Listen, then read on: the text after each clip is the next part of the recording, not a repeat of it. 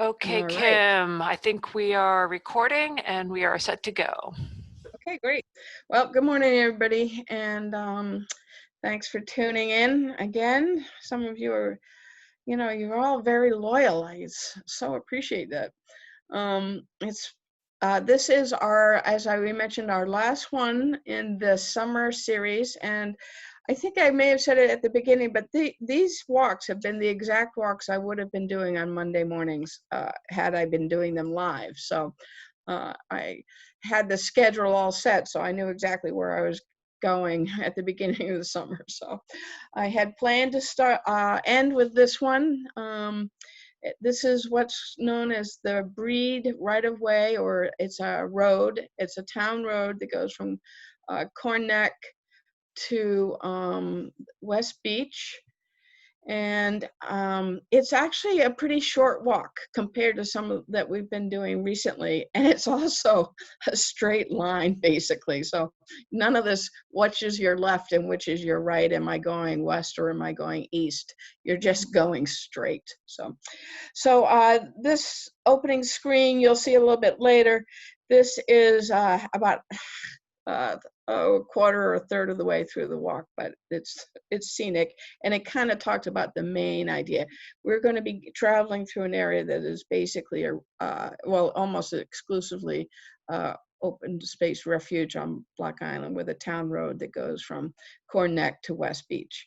So to give you the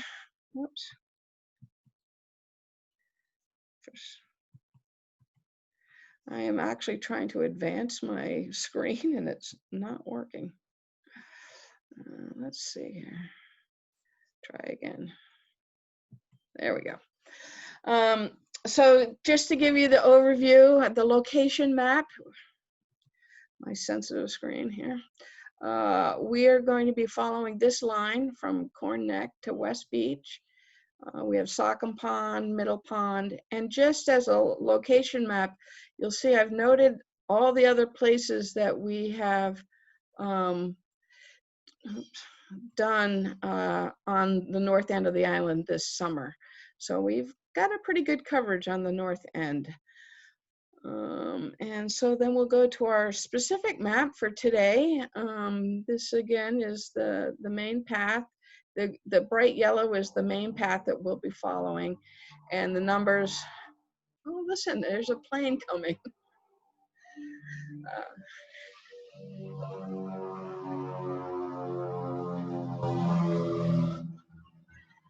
Just wanted to give you the sense of an aerial view. The numbers correspond to some of the photographs that will be coming up and where they have been taken. But Sachem Pond is mostly owned by the town. There are a few private homeowners around it that have a little bit of it. So a lot of what you're looking at is town land. Town land and beaches all along West Beach, goes all along a good little slice of Middle Pond. And then they're very light lines here. They refer to these lots. This big lot here, this lot, part of this lot, and part of this lot is all land that was donated by Nelson and Marjorie Breed to the town to be used strictly as a nature or a sanctuary, a refuge, especially for birds, but for all nature. But that was in the early 70s. But since the early or maybe mid 1700s, the town has had a right-of-way, a road from Corn Neck to the beach. Very important, especially in the old days of Block Island, to have access to the beach. It's still important, but for different reasons these days. So this went through what was then Sheffield and all kinds of old Block Island names. This right-of-way has always existed for the benefit of the town's people to get from inland to the beach. So regardless of who owns the property around it, the road has always been there. And that is the road that we'll be traveling. I refer to it often as a ROW, that's right of way. Some parts of this is actually owned by the town and parts of it is just the right of way. But the point is, it is a town road that is available for moving people from inland to the beach. So we're going to be starting up here. Also in this map, just to get your bearings, this is I all talked about it as the breed gift to the town. Right next door is the Hodge Preserve, that's over here, and the very light green line that you can see represents the main trail in the Hodge Preserve. So you can see they're closely associated. And with that, we'll move to our first stop. So this is how you get on. You enter on this dirt road. It's just down from, if you're going downhill, and we say going down the neck, even though I can always tell if you're from away, because you're going to say you go up the neck as if you were going up north to the north end. But on Black Island, you go down the neck to the north end. So if you're just past the labyrinth on your left, the next left is the road, town right of way. And this is where it looks like right here, you're on the edge of Corn Neck. And if you go up the road a little bit, you get a little higher and a little crest. And just to give you a sense, there's a house very close to the road up here. So I always tell people when they're walking by to be respectful and try to keep your voices down, because you know, it's a private residence that is fairly close to the road. We like to be respectful. And there is a sign right here which says authorized vehicles only and walkers welcome. And that is not an accurate sign. This is a town road. There is no such thing as an authorized vehicles. All vehicles are authorized to travel from Corn Neck to the beach. Now, they're not authorized to park or pull off to the side, but all vehicles are authorized if you're going to the beach. Having said that, I really think that it is best that this be traveled by walkers, walking only. There may be reasons to drive in, but giving somebody a taxi tour is not one of them. So that's my little lecture. Done with that. Oops. All right, so before we start, right off to the corner of the road, right where the dirt road meets Corn Neck, is a little like wet ditch. And in that wet ditch are really cool things, like 2 different types of ferns. And I've been focusing on the ferns a little bit lately, and there's this one, which is very broad leafed, and you see the main stem is kind of fleshy and wide, very different. And these two are right next to, they're growing right next to each other. They're not the same fern. And you can see the difference in just the form, the overall form. And again, I'm probably have to spend most of the winter learning how to tell one fern its name from the other. But I can certainly tell the difference when I look at different ferns. And of course, as I've been talking in previous ones, the spore pattern is very definitive. So a lot of times, if you can see the spore pattern, which are these spore packets underneath, this is underneath this fern. If I flipped over and this is the top side, and this is the bottom side. And look at all those little spore packets producing spore that will produce a new fern. And those patterns are what help decide exactly what species this would be. But as I say often, isn't it beautiful, even if I don't know exactly what species it is? Also, in the same ditch is this spotted touch-me-not or jewelweed. I talked a little bit about this last week, but this is really starting to be quite evident around the island. And one of the reasons it's called touch-me-not is because of its seed pods. Now, these are seed pods hanging on right here. And I'll give you a close-up of both the flower and the seed pod. Beautiful flower, spotted touch-me-not. And these are the seed pods I was just indicating. They are spring-loaded. So how they disperse the seeds is if you touch them, or when they get very ripe, the seeds inside grow, and they sort of growing like a little pea pod. But when they get to a certain size, they force the vegetation to break around it, but it's a sudden springing open. It springs open very suddenly, and so if it's ready to go, and you just happen to touch it, it'll spring open, and that's sort of the origin of the touch me not name. I have been on the next to a wetland where these were really abundant at about this time of year when it was really quiet, and I was looking at the pond really, and I kept hearing this little pop, pop, pop, little popping sound here and there, and I couldn't understand what was making it. There's no ripples on the water, there are no animals around, there are no birds, and I suddenly realized it was just the sound of the touch me not seed pods popping and springing open. And it was, like a muffled little silent natural popcorn popper. And here's this pod. I sacrificed it. No, I didn't really. I picked it, and then I slightly pinched it, and instantaneously this curly it just curls back, springs open, and it popped out these 3 seeds. There may have been another seed, but I only was able to hang on to 3 of them. But it's pretty amazing little plant. So when you're out and about looking at touch me not right now, you should be able to find some pods, and just try pinching one that's closed like this. Just pinch it gently and see if it doesn't spring open in your hand to release its seeds. All right, back on the trail.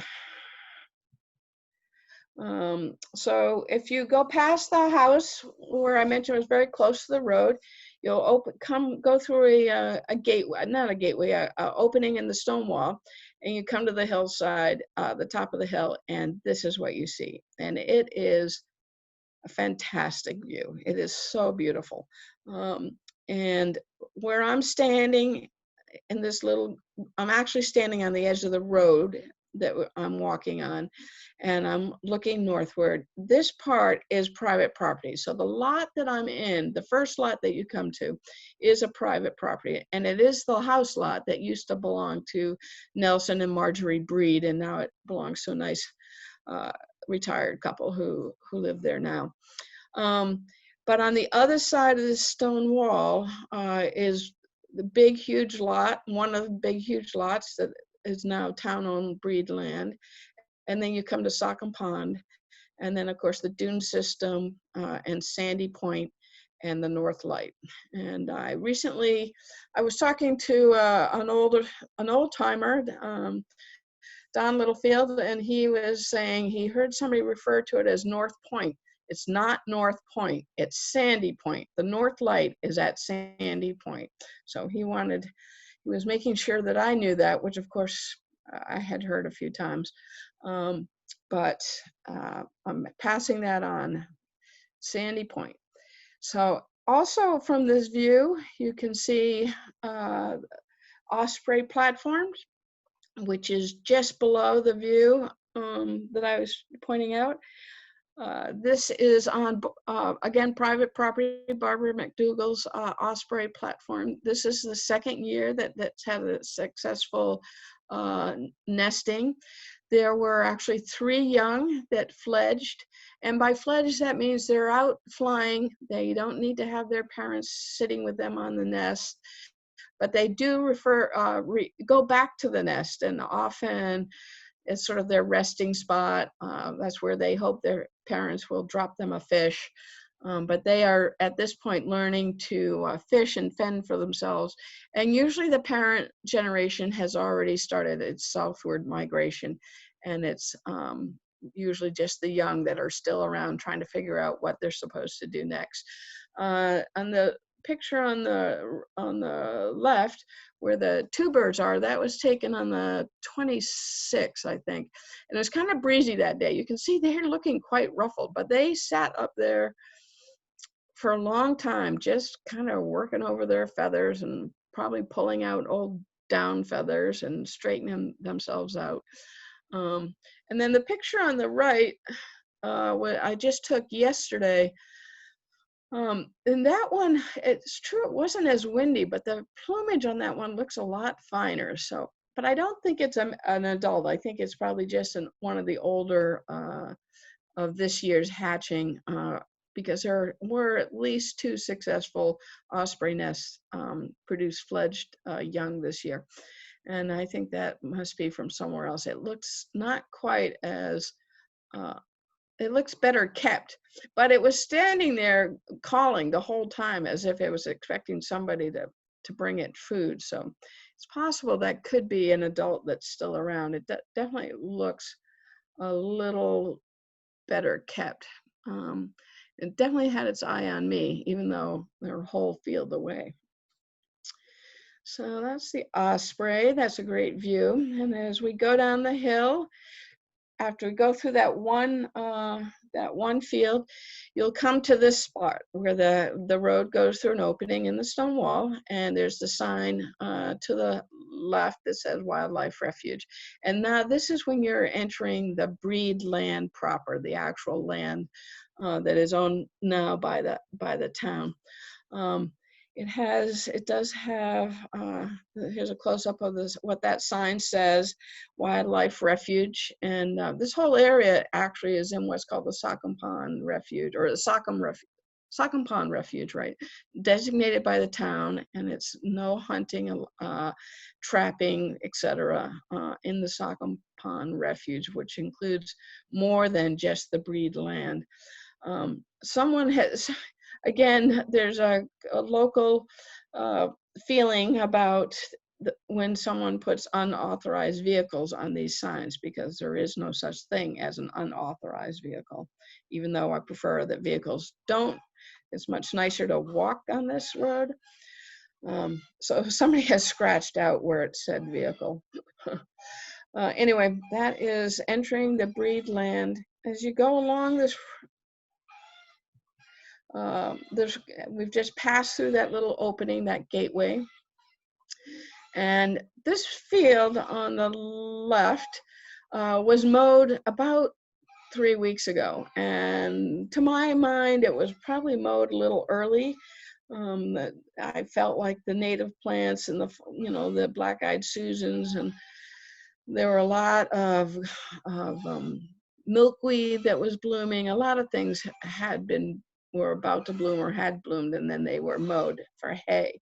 So now the field looks very green, greener than it should for this time of year. But what you're seeing in here is a lot of 2 types of vegetation, some milkweed, which is the brighter one, and a lot of black swallowwort, which is an invasive plant that is really becoming a problem because it displaces other natives, and because it is in the milkweed family, monarch butterflies are attracted to it. But the eggs and the young will not be viable because it is so toxic. Milkweed is much better for it. There's quite a lot of mayhem going on around here. The chickens are going off, and now I hear another plane coming. So we'll maybe pause for a moment. There we go. But as we go along the road, we see lots of things. There's a couple of trees. This is a big, tall cedar that's right along the side of the road. And I happen to be lucky enough to get a picture of a song sparrow on the stone wall right before that cedar tree. Wonderful. This looks like a hatching year. It's not very well marked. The feathers look particularly soft, so I'm pretty sure this is a hatching year bird. Most song sparrows wouldn't sit still enough for me to get a photo of it. So there you have it. Beautiful little brown job, as they say. There's 2 of these big apple trees, old apple trees along this road, and they're a little scraggly looking, but they are pretty. This one especially is producing apples. And I didn't try this one, still young, still early, I think, but I've had apples off of this tree before, and they're actually pretty tasty, although I will say the skin is very tough. I guess it's weathered just like the rest of things.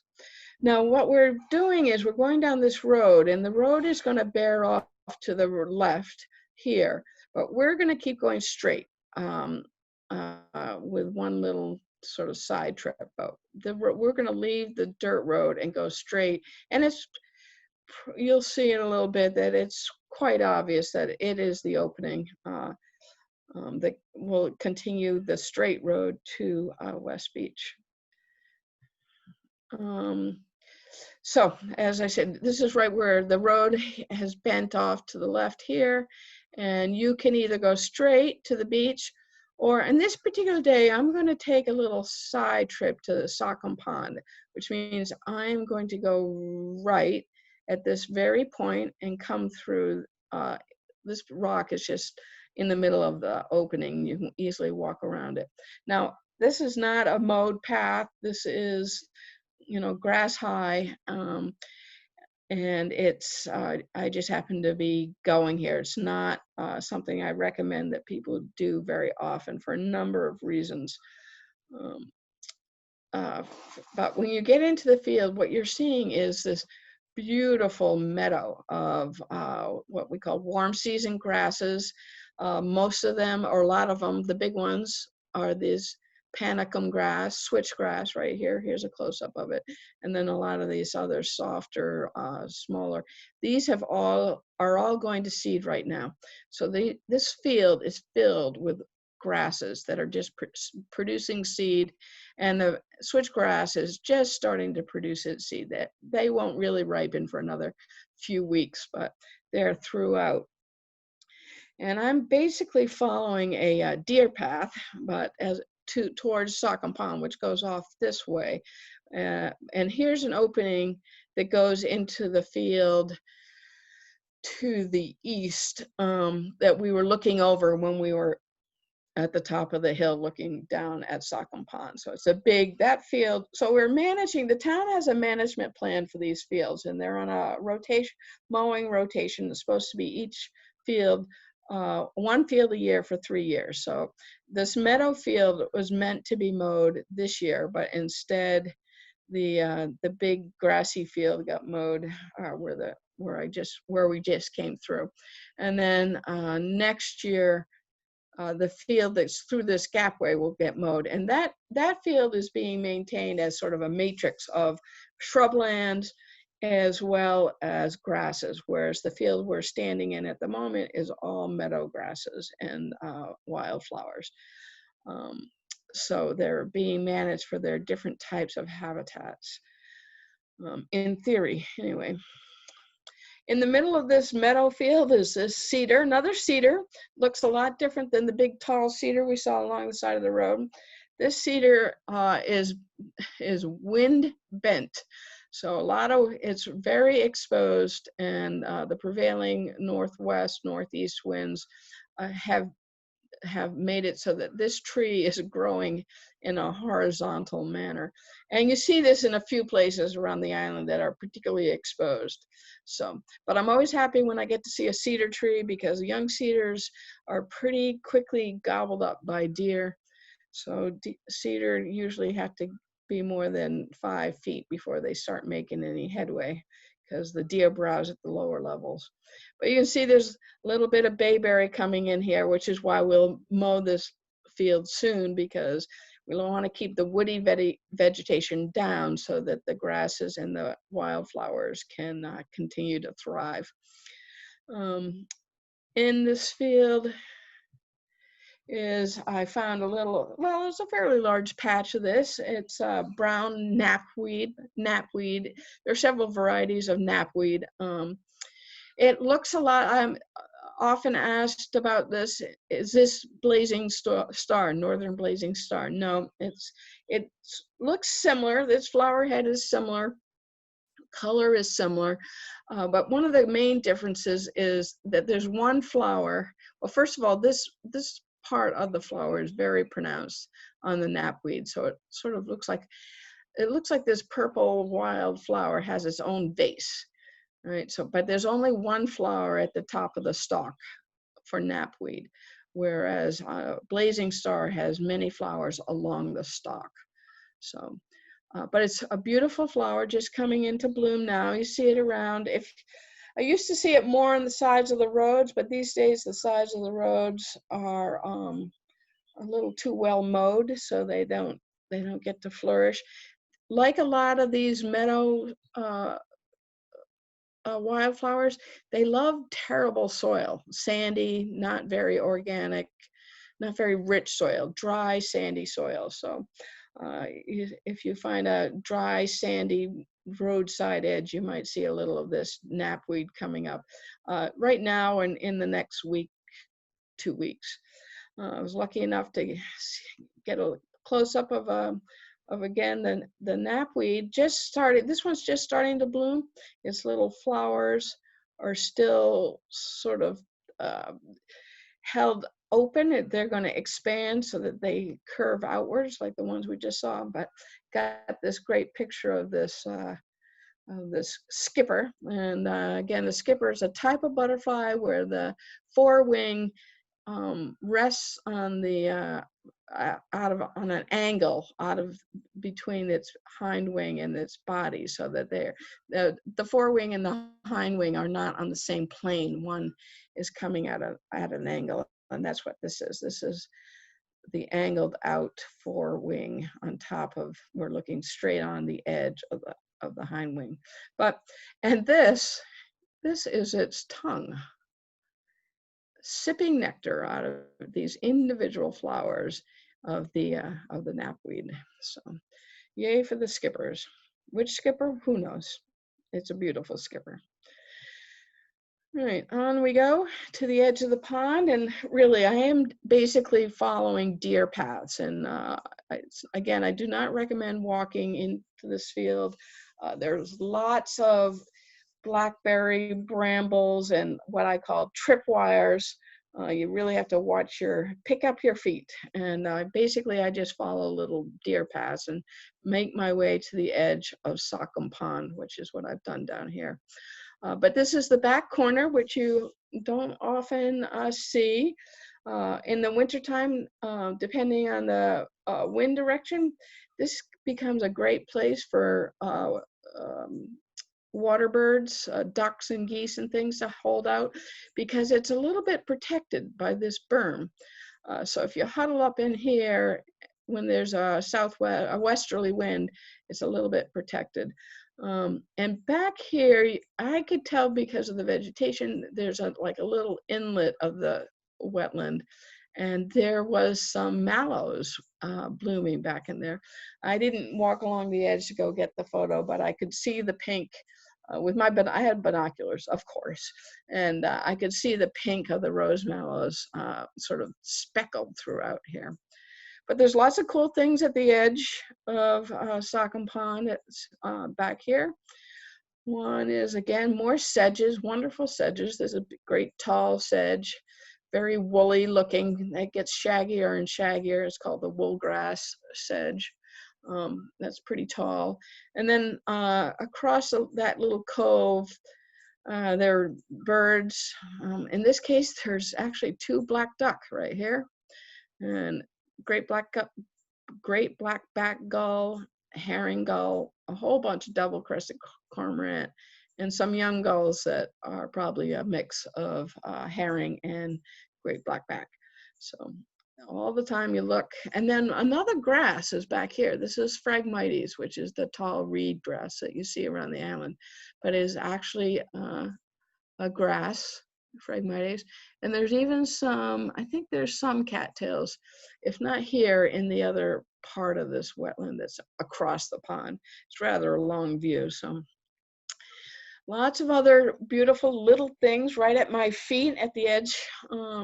Some more, some Marsh St. John's wort. Again, still a little early. I haven't really gotten this, so I'm gonna have to go back in or go to the other spot that I saw this, which was the Clayhead Trail, and see it actually in bloom. But St. John's, Marsh St. John's wort. And then there's really sweet little sedge, which is very small. This is its full adult length right here. So you can see it's very small. I was able to identify this one. It's Cyperus. But the book says, or the guide says it's diandrous or rivularis, but it's too hard to tell. You need a magnifying glass. But it didn't say what you were looking for when you had the magnifying glass. So I was happy to get it to the genus. And actually, one of the things you look at is the underside and the scaling of the underside of these. These are actually the flower heads of a sedge. And over here, it just happens to be in the background of the Marsh St. John's wort. Again, the guide I was looking at, which is actually a pretty good grass, reed, rush, sedge book, didn't go into the details of how I would determine that this was one and not the other. Anyway, beautiful little sedge. It's like a mini of many other sedges that you'll see right now. And then also right at my feet, first I didn't notice it. It's so green, it just blends in, but there were many of these plants.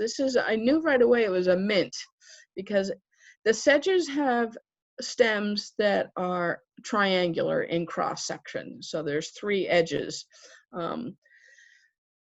Mints are square in cross section. So there are 4 edges. So and mints have leaves that are opposite one another. And often, not always, mints have their flowers in a whorl around the stem. So I knew right away it was a mint. It has very distinctive shaped leaves. And when I got home, I looked it up and was pretty quickly able to determine that this is the water horehound. It is in the mint family, although it doesn't really have a mint scent to it at all. All right, back to the field. A little close-up of some of the seed pods that are about to starting to form on the switchgrass. Beautiful. They're still ripening, but there's so much bird food in even one plant of this. And there was quite a bit of this poison ivy throughout this field. I do have a little poison ivy on my ankles as we speak. So another reason not to go traipsing through this field. This poison ivy is kind of interesting. It's got it's probably a fungus of some sort that is growing within the leaf and causing these little bumps on it.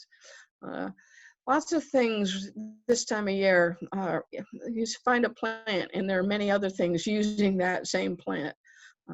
But anyway, this was a fairly small. The poison ivy, I'm used to seeing these big giant vines and growing up a tree as if it was another tree. In the field, it was very low and small and took a little while before I realized I was trotting my way through some pretty healthy looking poison ivy. So back we are to the intersection where we just took that little side walk. And this is that intersection. If you could see off to the right, you'd see that big rock about here where we went off. Now we're going to continue to go straight on the right of way. And we have, one of the nice things about this walk is it covers so many different ecosystem types. We've been through like a mowed field. We've overlooked the Sachem Pond. We've been through a beautiful, nice meadow with wonderful plants, very meadow-like, if you will, typical meadow. And now we're going into the part of the walk that's much more shrubland. Lots of shad and cherry and bayberry and high bush blueberry. So you get all of a sudden you just feel a little closed in, and we're going into a more shadowy place. But there are a lot of interesting things along the way here as well, especially if you look closely. I love the sort of the running stone wall off to the right of the path among these branches of shad and other trunks, which are always beautiful.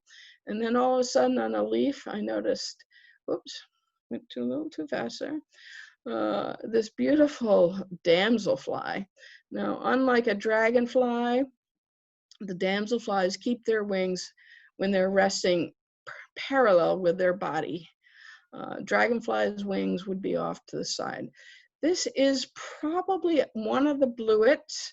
I could not get this to species.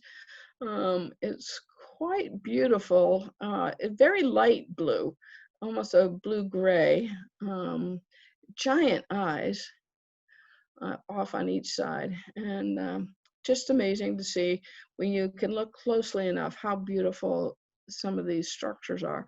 A lot of interesting things along the way through the shrublands.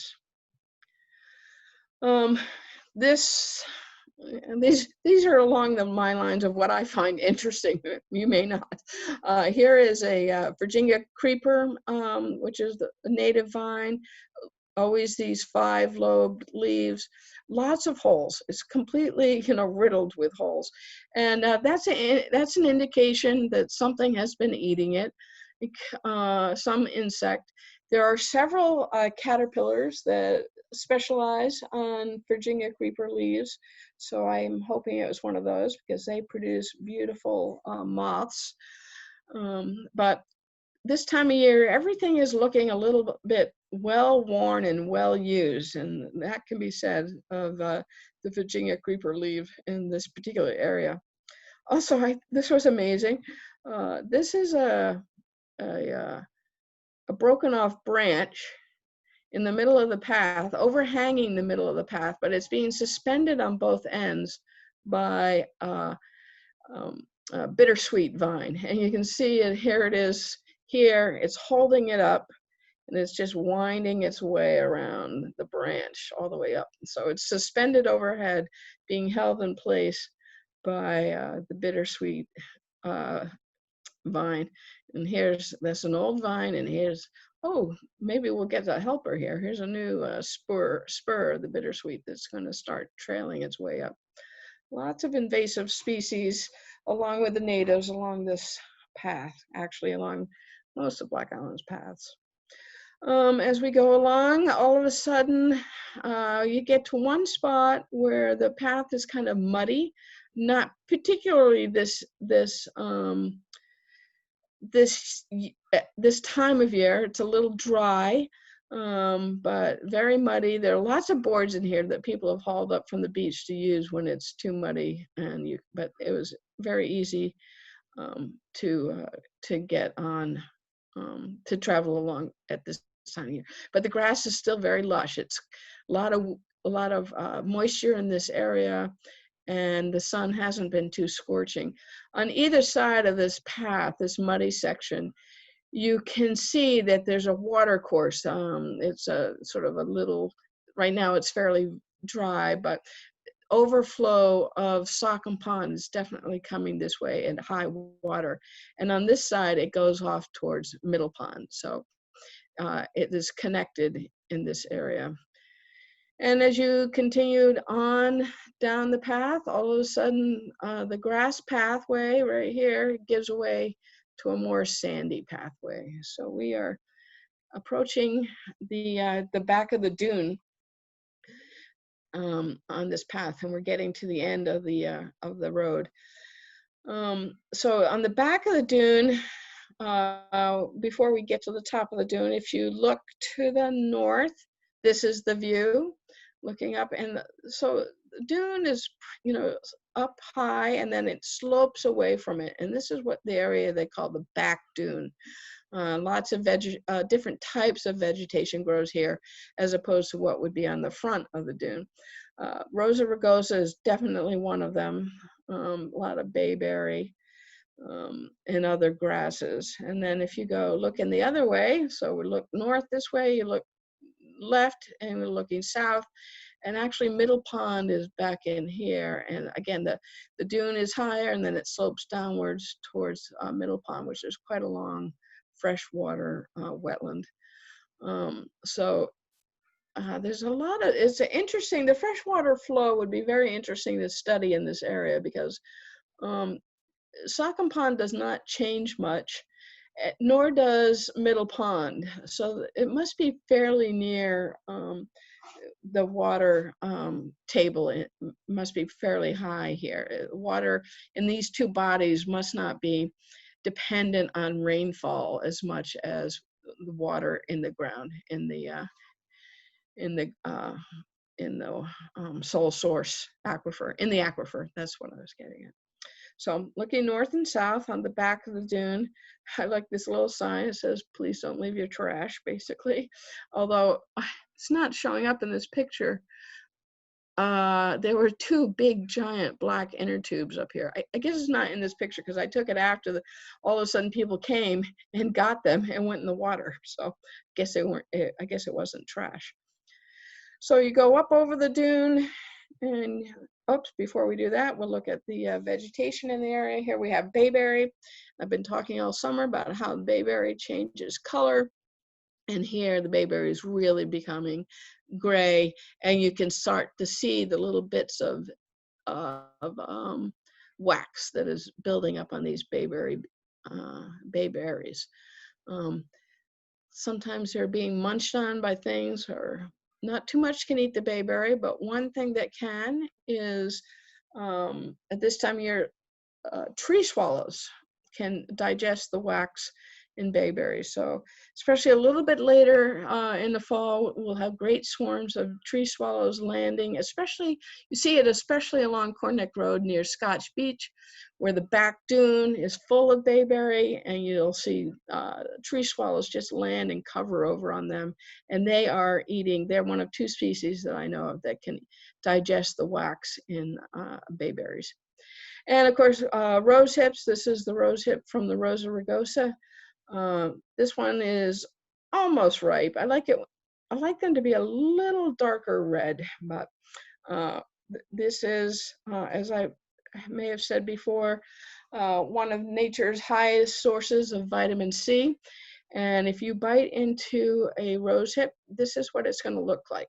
Most of the inside are these seeds, and there's little bits of hair that protect the seeds. And then the fleshy area between where the seeds are and the skin is the part that is, that you would eat. You could eat the skin. It tends to be a little, stick. It's like a tomato, that sometimes the tomato skin will stick between your teeth, but no matter. This is, can be quite sweet. But it takes a little bit of work to pull out the seeds and then sort of scrape off the good succulent stuff. This one was a little tart. I kind of like things tart, so didn't bother me. But if you wait for it to get a little darker red, it will be even that much sweeter. So there's your rose hips. And then we get to the top and start going down the dune towards the beach, and this is the end of the road, so to speak. And the very important for many reasons, especially in times gone past, to be able to get to the beach, not only for fishing and not so much for swimming, but maybe for saving people who are in the water. But once you get to the beach, you can look north again, and this is what it looks like. This is the fore beach, or the front of the beach dune, and a beautiful view of the North Light on Sandy Point, and a view to the south, again along the edge. Right about here would be the opening to the Great Salt Pond, or the New Harbor, as I grew up calling it. So there we are, we're at the beach. Let's see. So the ocean has been very important, of course, to Block Island. For one thing, it's beautiful. That color blue is hard to beat. It provides fish and all kinds of seafood. And I'm talking now about the 17 and 1800s, when this road would have been established for the people of Block Island to get access to the water, not for sightseeing, but for living. And in addition to all the benefits and things that the ocean can provide, the sea can provide, it also provides seaweed. So you needed to be able to get to the beaches to collect seaweed, and lots of old properties have seaweed rights. in other words, rights of way to get to the beach to collect seaweed, which would be used for fertilizer and also sometimes for food, for boiling down into pudding, things like that. And the other thing that's very important to collect at the beaches is driftwood. Drift is in Black Island's history is very important. Wood for fuel, wood for house building, wood for building in general, and of course all the shipwrecks of the past days would produce, if you could get access to the shoreline, you could get access to the resources that those shipwrecks would have had. Everything from calico to cans of salmon to coal to lumber. A quick look of any of the old historic books about Black Island will talk about the importance of driftwood and the sort of the flotsam and jetsam of what the sea can show up at the shoreline, which is why Black Island would have had such an effort to make sure that the road was available to all of Black Island's people from the inland to the shoreline. Normally, let's see, I'm going to go back just a tad. Oops, there we go. At this point, we're at the end of the road, literally. And on this particular day, I ended at the beach and I turned around and just went back the way I had come. But you could, when you get to the beach, go north towards the North Light and go around Sandy Point and then come back to Corneck Road and make your way into a big loop back to the beginning of the Breed Road that we've just traveled on. Or you could go south and go along the beach till you got to the West Beach Road, which is, of course, where the transfer station is.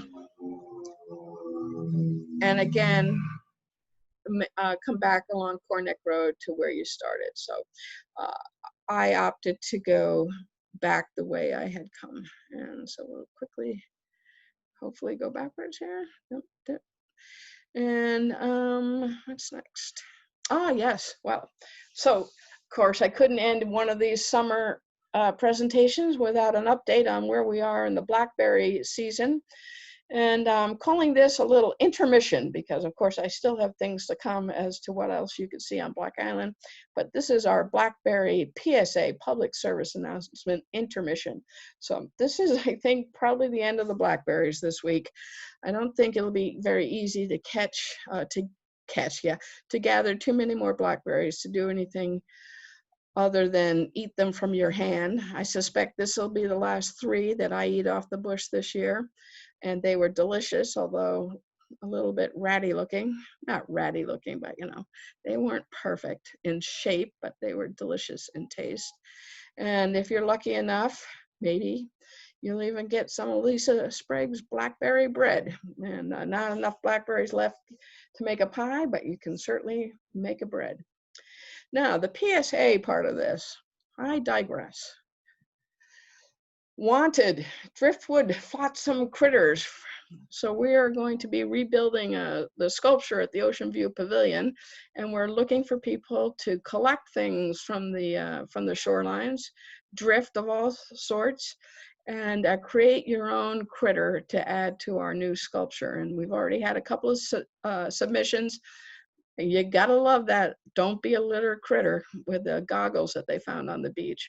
And then this other fish. And I encourage everybody of all ages and abilities to use your creativity and get a piece of driftwood or a few pieces of driftwood and change it into a critter and let me know, and we will add it to the community sculpture that we'll be building over the next several months and finishing just in time for next season. All right, onward, PSA over. What else am I seeing around the island in late August? I was up at the paths off of Old Mill Road, and I see that the chestnuts have started to fall. You don't usually see them this bright, brilliant green. Usually by the time you find them, they've already browned up. You don't also often see their stalk still on them. So quite beautiful. but hold them gingerly. Let them rest. They're not too heavy, so the weight of them will not poke into you. But if you try to grab them, they'll grab you back. And we're seeing a lot of red-breasted nuthatches around the island. They have their call is very distinctive. It's kind of like yank, yank, yank. And from what I've been reading, there's going to be quite a number of red-breasted nuthatches. This is an eruption year, meaning that great numbers of them are moving into more southerly than they usually do. So New England is already experiencing large numbers of red-breasted nuthatches, which is definitely a fall migrant. Ah, yes, and monarch caterpillars are laying the butterflies are laying their eggs, which is what we have here. I don't have a picture of the caterpillar today, but once the caterpillar eats a lot of milkweed, which this little egg has been laid on the underside of a milkweed leaf, and here it is even closer. But once that hatches out into a caterpillar and eats a few milkweed plants, it will make a chrysalis, and out of that will come the next butterfly. It's truly one of nature's most amazing phenomena. What else are we seeing? Lots of, and this coming up, fall is the time where we start to see mushrooms or fungi, and the mushrooms being the fruiting body part of the fungi. This little pleated ink cap, I think, is pretty well named. I love that its genus name is parasol. And then, of course, the puffball, which is an edible mushroom. This is a gill. The ink cap is a gilled mushroom, and the puffball is a spore mushroom. And coming in September, not quite ready yet, is a beautiful vine that hangs over many things called Virgin's Bower. It's a clematis, and I was just starting a few blossoms here and there, but mostly still in bud. We're on the eve of the great goldenrod explosion, which happens in September. This is a very small goldenrod called slender-leafed goldenrod, and it's not quite in bloom, but again, almost. A few blossoms up here, but mostly it's still in bud. But this particular goldenrod doesn't get more than about a foot and a half tall, and the leaves are very, very slender. And then, oops, there we go. The northern blazing star, which here's one. Again, these are each one going to be a flower head. So I know that this is northern blazing star, not the knapweed. And this it's not quite ready to bloom yet. Actually, it feels a little late to me. Last year, at almost exactly on September 1st, I went to this particular patch. I think I'll wait for the plane.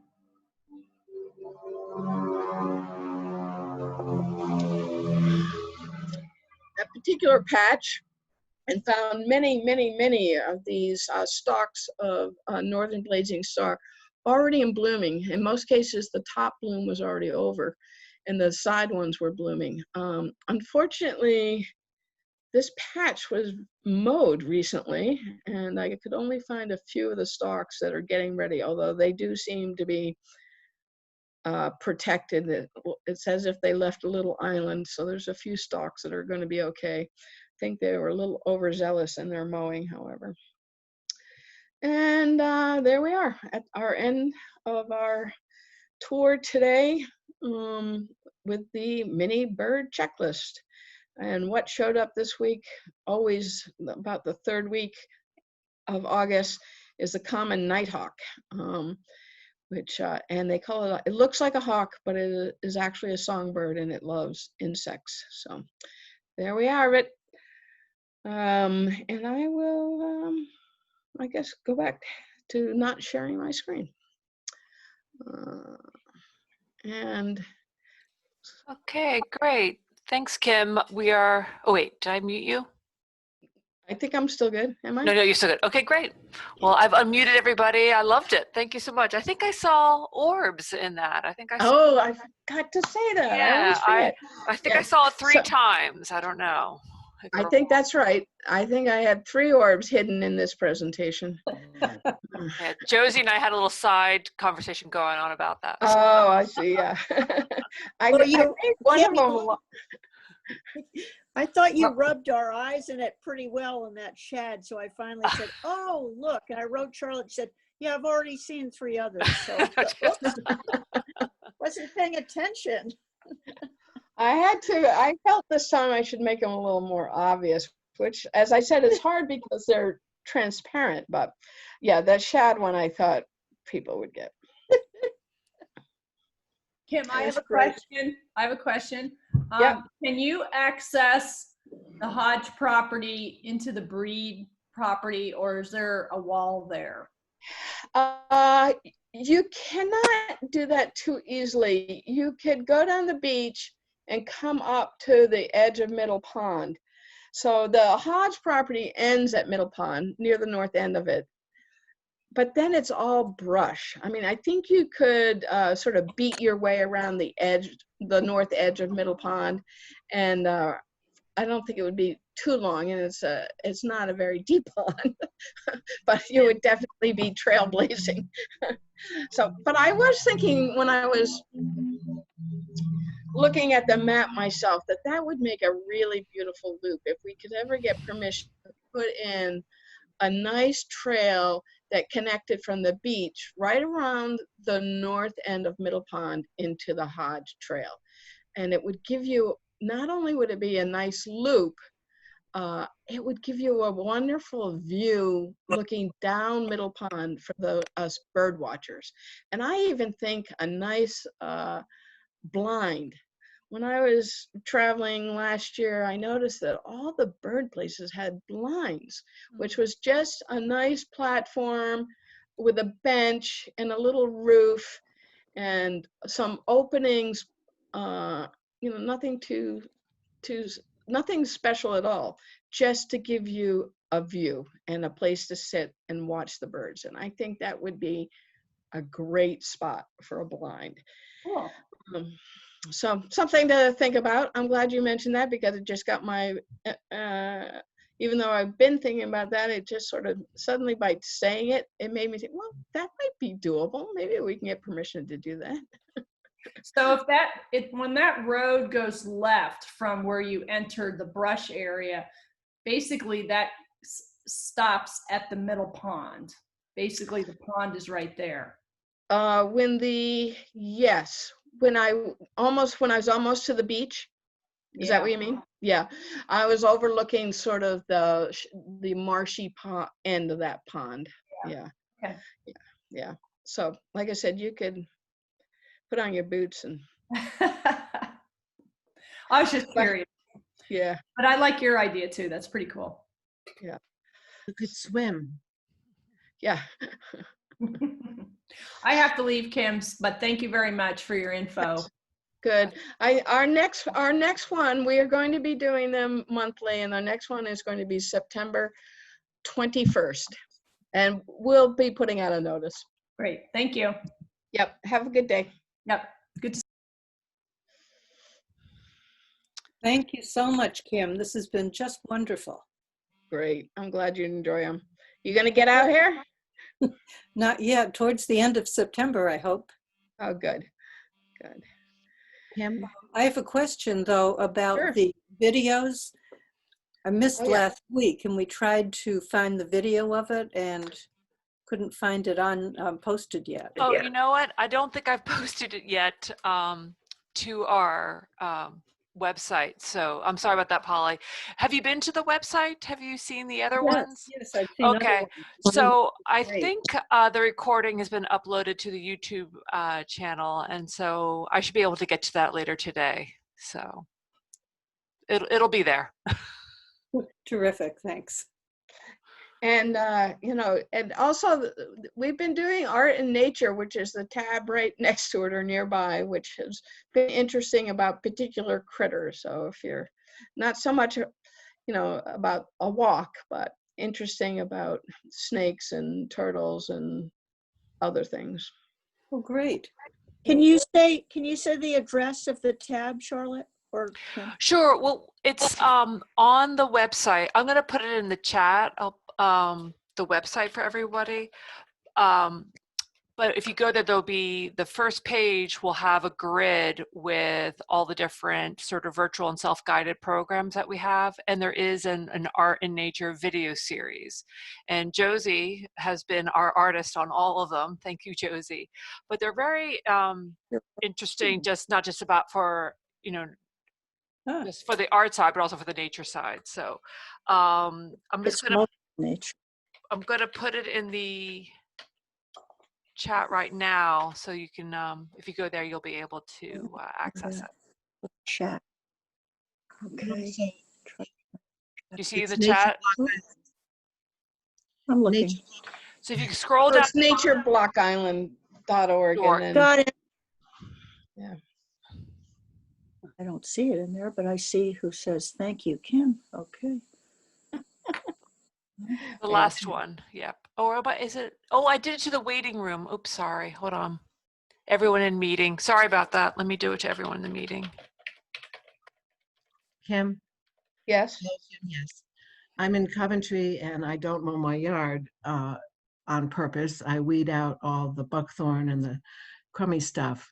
But I have been so delighted to see sedge coming up. This is the second year. And I know there's sedge because of you. And so I think of you all the time as I patrol my yard for bad things that I need to pull up. And then there's a sedge and my heart sort of leaps a little bit. And I think about its trying. That is so nice. Thank you. Yeah. And look at the, get a hand lens, a little magnifying glass, and look at the flowers, which are, you know, they look like little tufts. They're so beautiful in miniature. Yes, and there's also the trick of turning your binoculars around. Perfect. And using them as a microscope. Yep, exactly. That sounds great. I left on June 14th and I'm coming back this week and I'm so excited that I missed summer. Well, it's pretty beautiful right now. Yeah. Well, I've listened to every word and it's been a really important part of my summer. As I live alone here, you know, it's really been an important part. In fact, last week's I was able to access, and I played it very loudly as during the Republican National Convention. Thank you. I don't know if we can discuss politics on a TNC video. That's great. Yeah. Any other questions? As always, I'm available by at kim.gaffett@tnc.org, and always happy to answer questions. Oh, and tomorrow is our social distance bird walk, which is you take a bird walk tomorrow and make a list and let me know what you saw and where. And then I compile all the lists so that we have a big community list of people near and far, not just Block Island. I have people who send submissions from England and Norway and Oregon and Florida. And it's fun.